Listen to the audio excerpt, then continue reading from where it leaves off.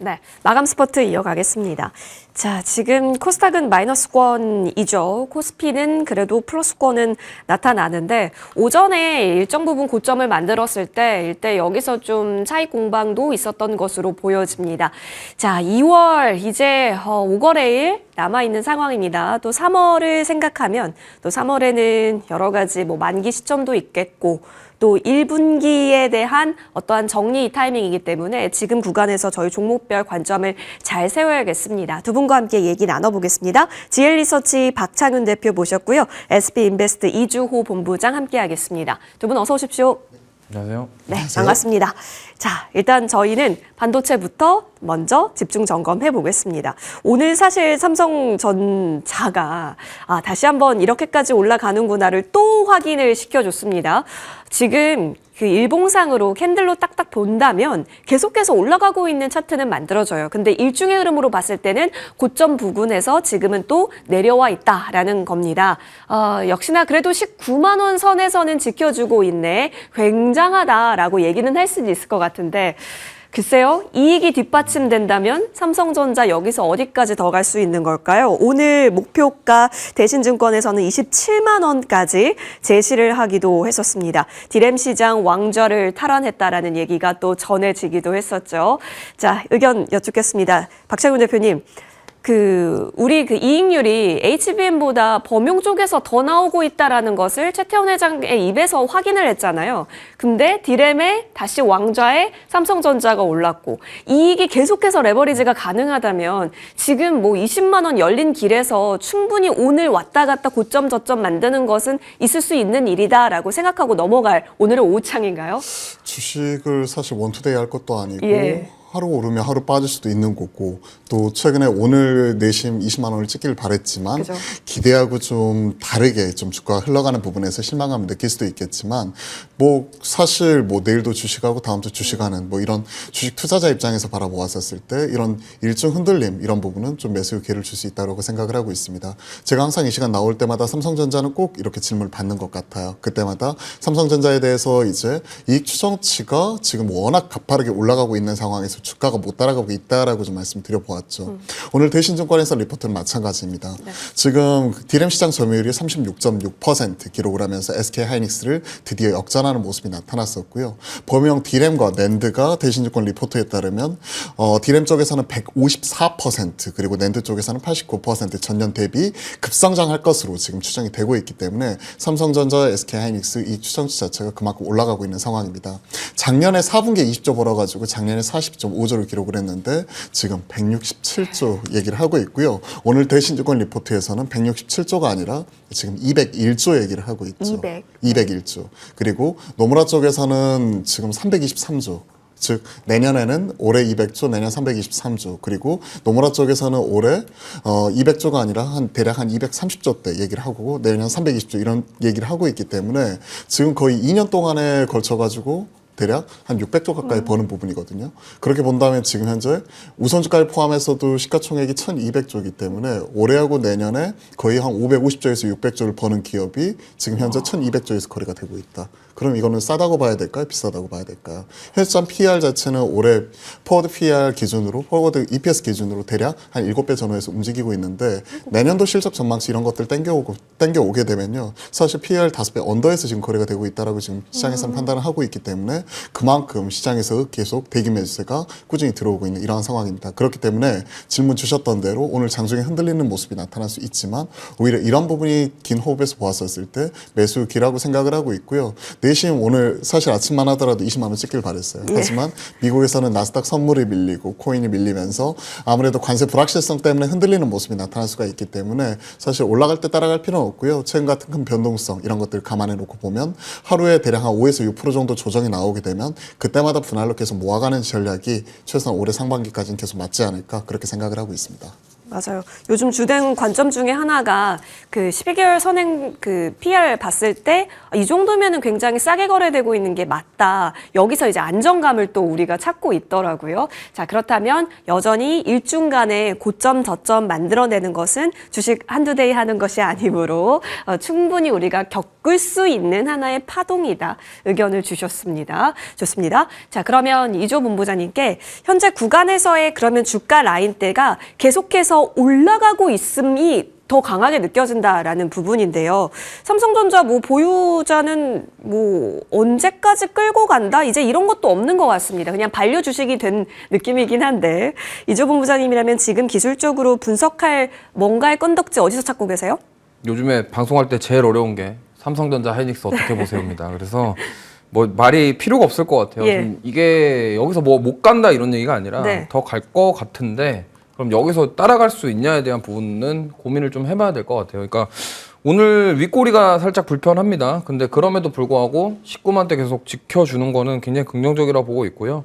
근데 이제 그런 게 있습니다. 지금 막 이런 상황에서 불확실성이 계속 커지고 있잖아요. 그러다 보니까 저는 오히려 지금 따라가기보다 좀 윗골이 달렸을 때 굳이 따라가기보다 오히려 살짝 쉬어갈 때 아니면은 네. 지금 보면은 16만 원에서도 횡보하다가 돌파 나왔거든요. 맞아요. 그러면은 지금 구간에서도 뭐 가격 조정을 안 준다면 횡보할 수도 있거든요. 그러니까 좀 지켜보고 들어가도 늦지 않다라는 겁니다. 지금 굳이 뭐 따라가서 좋을 수도 있겠지만 만약에 여기서 또 횡보하고 만약에 조정 나오고 그러면은 사실 불편해질 수 있기 때문에 제가 봤을 때는 지금 굳이 추격 매수하기보다도 횡보하거나 조정 나오는 거 기다렸다가 오히려 18만 원 부근까지 밀리면은 감사합니다고 만약에 그게 아니더라도 좀 횡보하는 모습 보고 들어가도 늦지 않다라는 생각이기 때문에 이 점을 참고하시면 좋겠고요. 저도 뭐 더 간다에 대해서는 뭐 부정적인 의견은 아닙니다. 더 갈 건데 그러니까 어떻게 괴롭히다가 더 갈 거냐 이거라서 그 괴롭힘을 잘 활용해보자 이렇게 말씀드릴게요.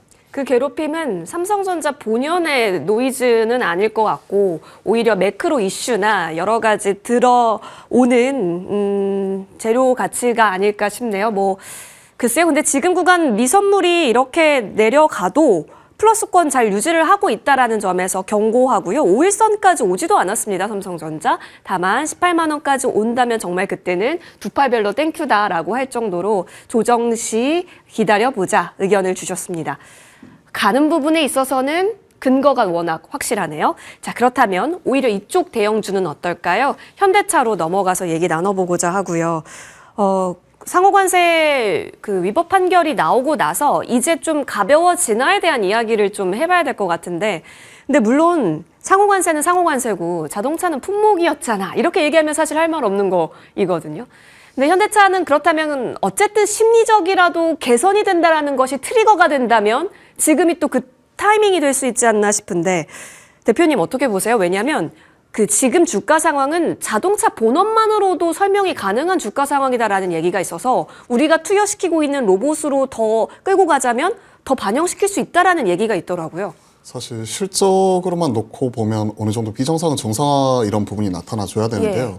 2024년도에 실적이 대략 한 16조 원대 기록을 했고요. 그리고 작년에 이런 부분이 13조 원대까지 낮아진 이후에 올해의 실적 추정치 놓고 보면 한 14조 원대거든요. 이 추정치 전망치가 약 14.2조 전후에서 왔다 갔다 하고 있는데 그러한 부분을 놓고 봤었을 때 실적에 대한 부분 자체가 가파르게 좀 올라오는 모습 자체가 나타나야 되는데 아직까지는 24년의 고점을 돌파하지는 못한 상황이에요. 예. 하지만 올해 지금 결국은 밸류에이션 멀티플을 건드린 부분은 실적에 대한 업사이드 이런 부분보다도 현실적으로는 보스턴 다이내믹스의 상장에 대한 기대감 이런 부분이 워낙 강파르게 나타났었죠. 2020년도에 이제 소프트뱅크로부터 지분 80% 인수할 때 그때 들었던 가격이 9,960억 약 1조 원 정도 들였고요. 그리고 정의소 회장이 2021년도에 추가 지분 인수를 할 때 그때까지 감안하더라도 대략 한 2조 원 언더로 자금이 쓴 부분으로 체크를 하고 있는데 지금 그 보스턴 다이내믹스 올해 상장 추진하면서 최소 30조 원에서 40조 원, 많게는 50조 원까지도 지금 얘기를 하고 있는 부분이기 때문에 이에 따른 가치 재평가 이런 것들이 지금 가파르게 나타나고 있다고 생각을 하고 있습니다. 다만 어느 정도 이런 부분은 있었어요. 최근에 워낙 현대차가 기존의 PER 4-5배, 대여섯 배에서 움직이는 모습이 나타나다가 갑자기 10배가 넘어가면서 PER 18배까지는 가야 됩니다. 뭐 이런 얘기가 나오고 예. PBR 기준으로 놓고 보았었을 때 한 배가 훌쩍 넘어가는 모습이 나타나다 보니까 외국계 증권사를 중심으로는 오히려 매도 리포트 이런 부분이 좀 나오면서 나오면서 가치 재평가에 대한 부분에 따른 우려감, 속도 조절 이런 것들을 꾸준히 얘기를 했었거든요. 그 이후에 로봇주들이 지금 보시면 고점 대비해서 많게는 한 30%까지 로보티즈 같은 경우에 좀 조정이 나오기도 했었고요. 뭐 로보티즈를 비롯해서 그나마 로보티즈는 덜 빠진 부분이라고 생각을 해요. 뭐 두산 로보틱스, 레인보우 로보틱스 등등등 관련된 종목들 보시면 최근에 시장 따라가지 못하고 로봇주들을 전체적인 조정을 이끌어낸 건 결국 현대차 부진이라고 생각을 합니다. 거기에 하나 더 품목별 관세, 즉 상호 관세 자체의 이런 대법원 위헌 판결 이후에 품목별 관세로서 기존에 15%다, 25%다 왔다 갔다 하는 이런 불확실성 같은 경우가 아직까지 현대차에 잔존해 있기 때문에 사실 오늘 대법원 위헌 판결에 따라서 갭 상승하는 모습 자체는 나타났지만 아직까지 관세에 대한 불확실성 자체가 미국은 나스닥 선물을 누르는 모습이 나타나면서 현대차에 그대로 오늘 장중에 누르는 모습 자체가 포착이 되고 있거든요. 그러한 부분에서 보았었을 때 오늘 뭐 장중 뭐 음봉이 나오면서 조정이 나온다고 하더라도 현 시점에서 바로 따라가기보다는 일단 가지고 계신 분들 입장에서 좀 관망을 하면서 지켜보고 싶다. 그리고 보스턴 다이내믹스 최소 30점에서 40점 가치 재평가 이런 부분 같은 경우가 빠르게 지금 진행을 한다고 하더라도 올 하반기라서 아직까지는 6개월 이상의 시간 이런 부분 충분히 남아있다고 생각을 하거든요. 그런 부분을 보았었을 때 오히려 관세 불확실성이 지금 상존해 있는 상황에서 바로 접근하기보다는 최소한 올해 상반기 전후 좀 지켜보면서 올해 6월 이후를 좀 노려보는 게 좋지 않을까. 그래서 현대차는 일정 부분 가지고 계신 분들 입장에서 좀 관망하면서 좀 시간을 녹이는 과정이 필요하지 않을까 그렇게 생각을 하고 있습니다. 시간이 좀 더 필요하다. 근데 올해 안에 이벤트 데이는 있기 때문에 충분히 접근 열려 있는 때는 있고 그렇다면 그 때를 활용해 보자 의견을 주셨습니다. 지금 현대차를 보면 이조 본부장이 21선을 굉장히 잘 지지를 시켜간다라는 점은 꽤 괜찮게 보여지는 포인트입니다. 오늘 거래대금 3위 종목이기도 하거든요. 자, 시장에서 관심이 좀 지대하다라는 건데 여기서의 접근이 타이밍적으로 논하기에 괜찮아요?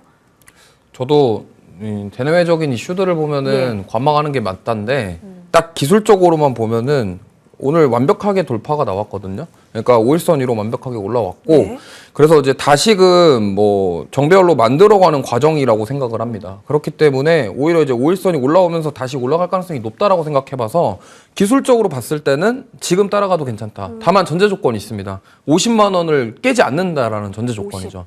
그럼 만약에 내가 좀 단기로 뭔가 하려면은 딱 50만 원이라는 가격대를 기준을 삼고 대응을 하실 필요가 있겠고요. 단기가 아니라 뭐 중장기로 끌고 가신다고 한다면 저는 사실 보스턴 다이내믹스 IPO뿐만이 아니라 지금 현대차의 그 순환 출자 지배구조 개선까지도 끌고 가도 괜찮다라고 생각을 하기 때문에 그러한 관점은 이제 개개인의 차이가 있다 보니까 개인 상황에 맞게끔 대응하시면 좋겠고요. 딱 기술적으로 본다면 50만 원이라는 가격을 딱 정해놓고 대응을 하시자. 그리고 지금 조금 오늘과 최근에 좀 다른 점이 외국인과 기관의 수급이 조금씩 들어오고 있다는 점입니다. 원래 기존에 현대차 1월 달에 상승 나올 때만 하더라도 외국인들이 계속 팔았었거든요. 예. 근데 지금 외국인과 기관이 조금씩 산다라는 건 이게 또 다른 관점으로 보면은 그동안은 좀 팔았다가 다시 들어온다? 이제 한번 쉬었다가 가나 보다. 이렇게 접근해 볼 수 있기 때문에 수급이랑 기술적으로만 본다면 지금 따라가도 괜찮다라고 말씀드리겠습니다.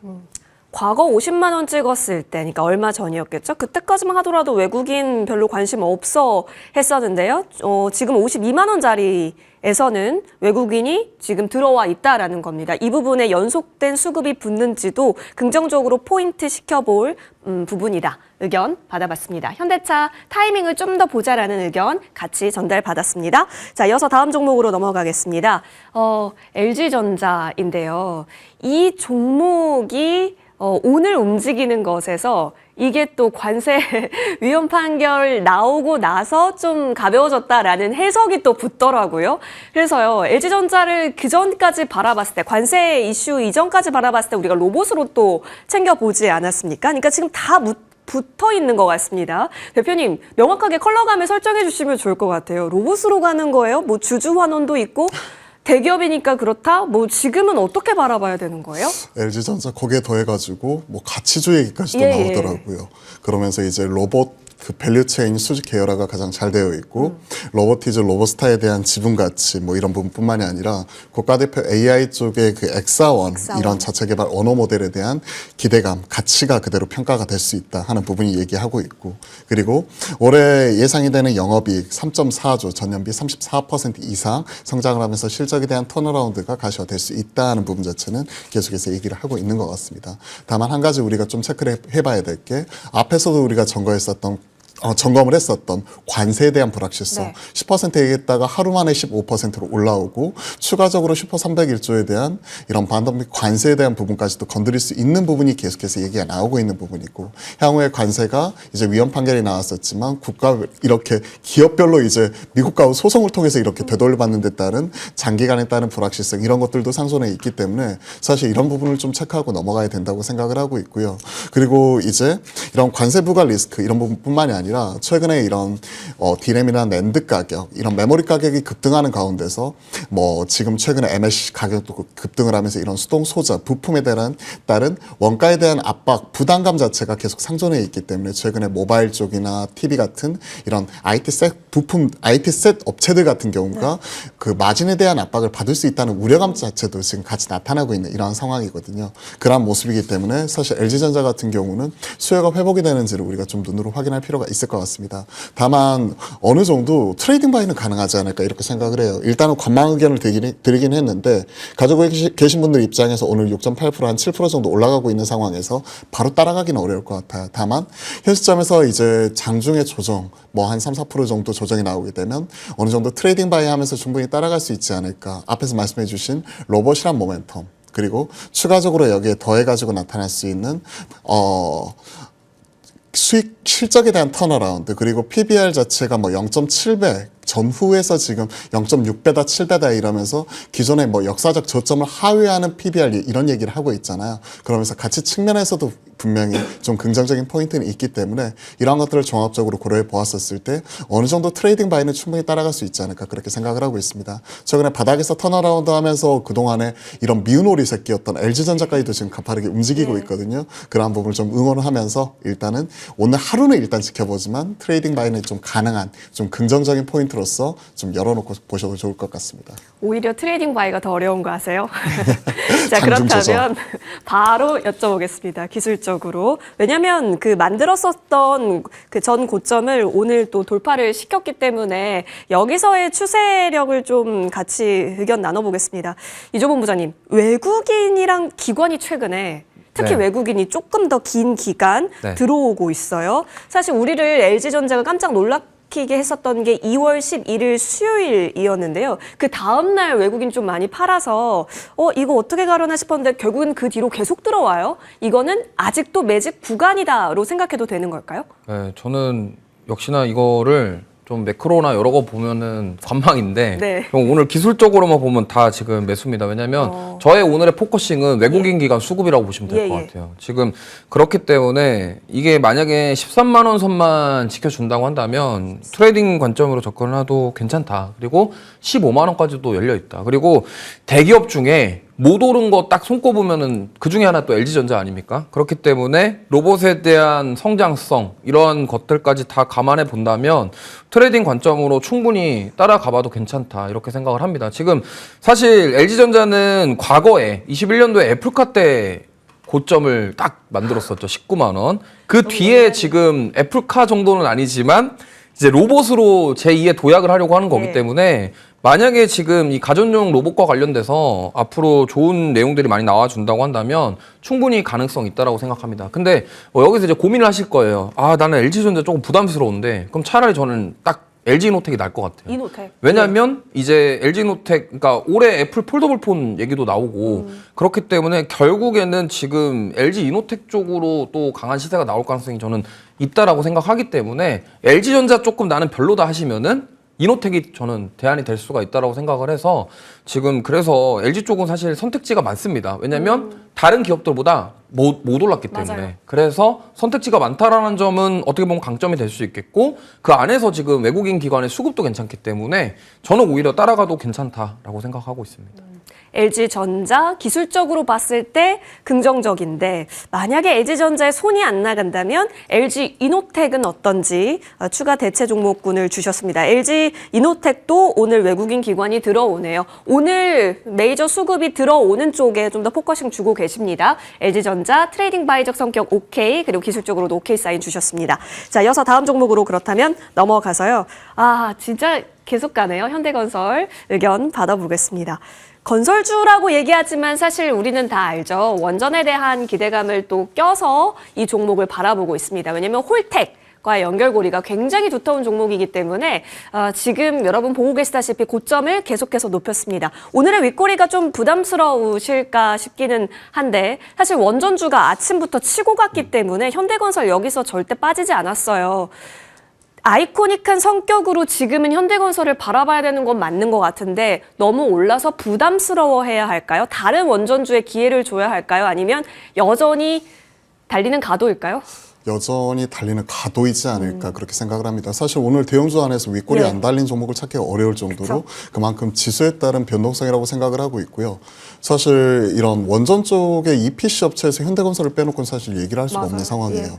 왜냐하면 국내 20기, 해외 4기의 성공적인 원전 건설에 따른 레퍼런스를 가지고 있는 상황에서 미국에서는 당장 이제 홀텍하고 관계 그리고 추가적으로 지금 나타날 수 있는 웨스팅하우스하고 관계 그리고 펠리세이즈 SMR 관련돼서 1.3조 규모의 관련된 계약 이런 부분도 가시화되어 있는 이러한 상황이기 때문에 관련된 EPC를 생각을 하게 된다면 실질적으로 이제 엔지니어링하고 프로큐어먼트 자금 조달이라든지 자재 조달해가지고 컨스트럭션 할 수 있는 EPC 종합 EPC 업체로서 현대건설 입지 자체는 분명히 탄탄해지는 과정이라고 생각을 합니다. 그것 때문에 지금 현재 PBR이 뭐 2배가 넘어가고 있는 이러한 상황이 지금 계속해서 전개가 되고 있는 이러한 상황인 거죠. 오늘 지금 저 리포트 보면서 좀 제목이 상당히 재미있었거든요. 보셨는지 모르겠지만 BTS, 봉준호, 손흥민, 레츠고, 현대건설. 이게 뭐죠, 이게? 처음에 그래가지고, 저 리포트 보면서 혹시 무슨 관계가 있나 싶어가지고, 다 열심히 떠들어 봤거든요? 근데 관련 내용은 없었어요. 제목이 딱 이거였습니다. BTS, 봉준호, 손흥민. 다 국가대표죠. 네. 말 그대로 원전 쪽에서 현대건설을 국가대표. 이런 부분을 좀 강조를 하면서, 레츠고 함께 가자. 이런 얘기를 하고 있는 것 같은데, 제가 재미있게도 작년 11월 달에 그러니까, AI 버블런 나오면서 흔들리고 나서 12월부터 메모리부터 시작된 대세 상승, 지수 상승이 가파르게 나타났었는데 코스닥 150 종목과 코스피 200 종목 합쳐서 총 350 종목이 있잖아요. 거기에서 상승률 1등 종목이 뭔지 아세요? 상승률 1등 종목이 뭐였냐면 우리기술이었습니다.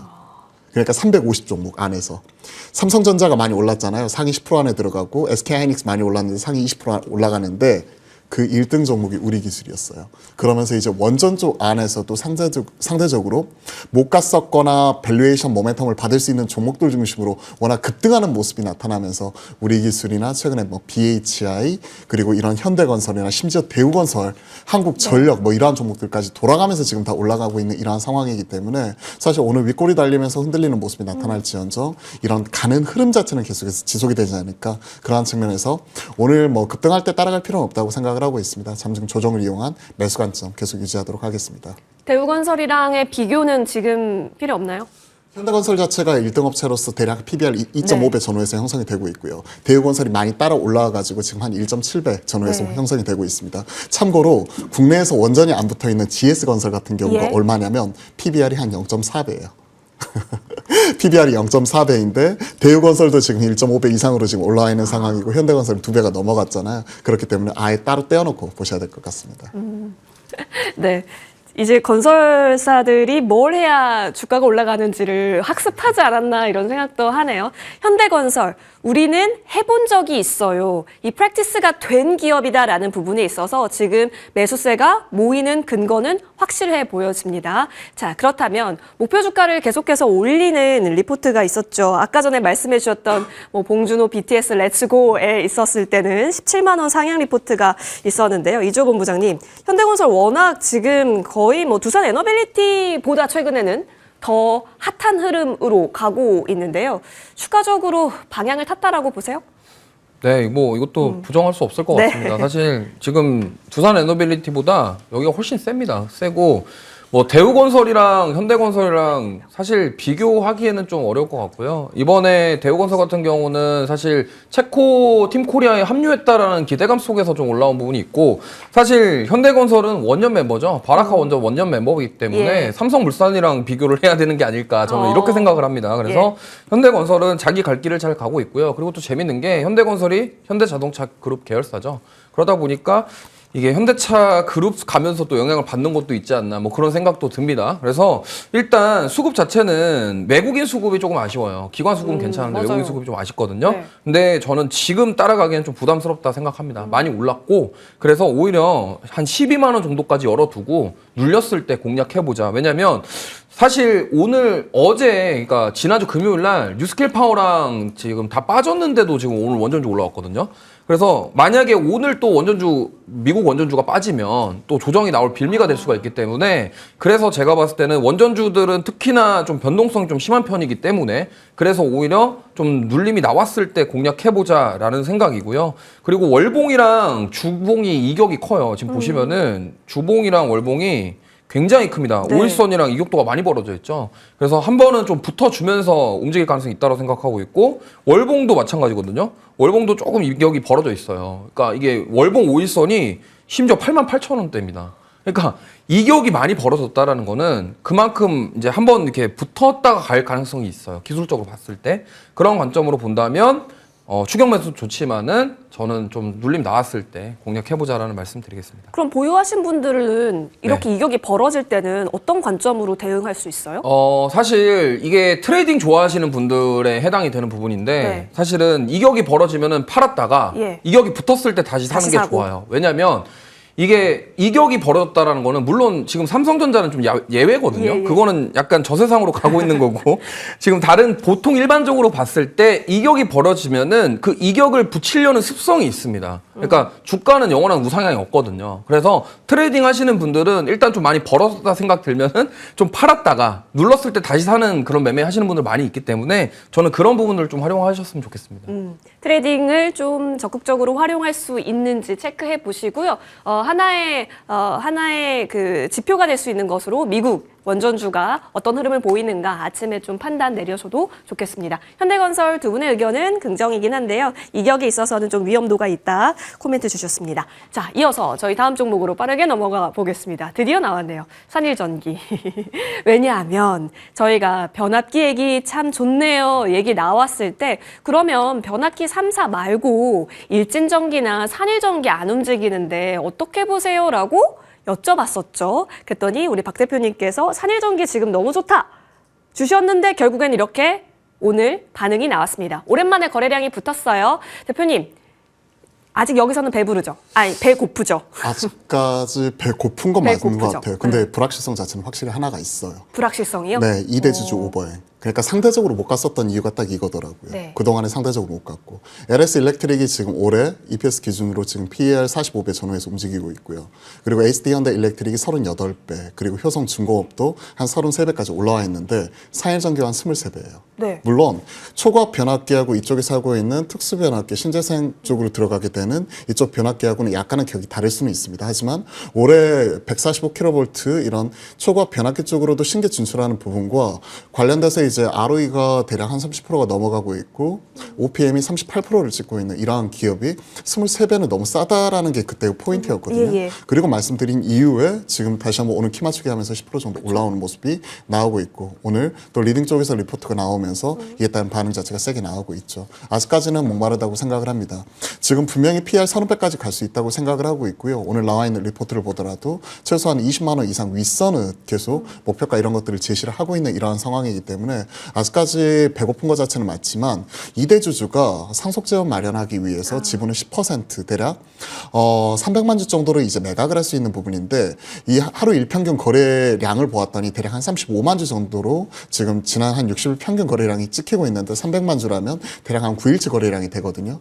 이거를 어디 쪽에서 가져가게 되는지, 이에 따른 블록딜에 따른 공시를 이미 했어요. 그러면서 3월 13일부터 4월 10일까지 이런 부분을 소화를 하는데 저는 이때가 기회라고 생각합니다. 생각을 해요. 오히려. 즉 오늘같이 이렇게 급등이 나왔었을 때 일단 가지고 계신 분들 입장에서는 홀딩하면서 지켜보고 추가적으로 전곡선까지 올라가게 되면 어느 정도 일정 부분 좀 챙겨놓는 이런 손빠른 대응 이런 부분이 가능하다고 생각을 하고 있고요. 불확실성 해소 측면은 앞에서 말씀드렸던 그 300만 주에 따른 이런 오버행에 대한 부담감 자체가 3월 13일부터 4월 10일 사이에 해소가 되니까 그런 부분 자체 우리가 눈으로 확인하게 된다면 지금 PER 23배에서 30배까지 금방 갈 수가 있기 때문에 그런 부분을 좀 체크를 하면서 좀 어느 정도 손빠른 대응 자체도 좀 필요하지 않을까.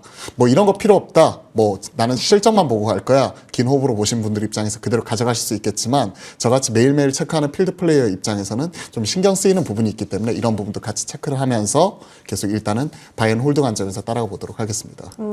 알겠습니다. 굉장히 수급적으로 중요한 부분 포인트 짚어주셨습니다. 3월 13일부터 4월 10일까지의 그러한 물량이 나올 수 있다라고 한다면 오히려 흔들릴 때 기회로 살펴보자.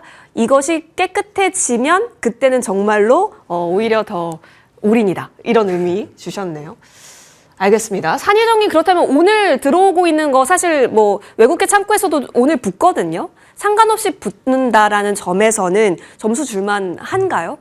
이거는 이제 3대장 못 사신 분들은 그죠? 네, 따라갈 만합니다. 왜냐면 근데 전력기기 섹터들이 워낙 이제 뭐 다 저평가라고 하고 또 ROE가 괜찮아요. 그러니까 자본 대비 현금 창출 능력 자체가 좋은 게 또 이런 전력기기 섹터이기 때문에 이제 효성중공업이랑 HD 현대 일렉트릭을 못 사신 분들, 네, LS 일렉트릭마저도 못 사신 분들은 따라가실 만하다라고 생각합니다. 그동안 수급이 그렇게 쏙 좋지는 않았는데 횡보하면서 저는 어느 정도 이제 하방 경직성을 확보한 흐름 같아요. 그래서 보니까 오늘 좀 의미 있게 거래량 나오면서 좀 돌파가 나와줬고요. 저는 뭐 충분히 18만 원대까지도 늘어볼 수 있겠고 신고가 영역까지도 한번 노려보자라는 말씀을 좀 드리고 싶겠고 사실은 뭐 그동안 이겁니다. 포모에 시달리셨던 분들이 대안으로 선택할 수 있는 전력기기 중에 그래서 산일전기는 괜찮다라는 말씀 드려보도록 하겠습니다. 알겠습니다. 산일전기 현재 구간에서는 신고가 돌파까지도 한번 노려볼 수 있겠다 의견이 나왔습니다. 잘 이벤트적인 부분도 있기 때문에 여러분의 투자 스타일에 맞춰서 파악해 보시면 좋겠네요. 두 분과는 여기까지 얘기 나누는 것으로 하겠습니다. 함께해 주셔서 고맙습니다.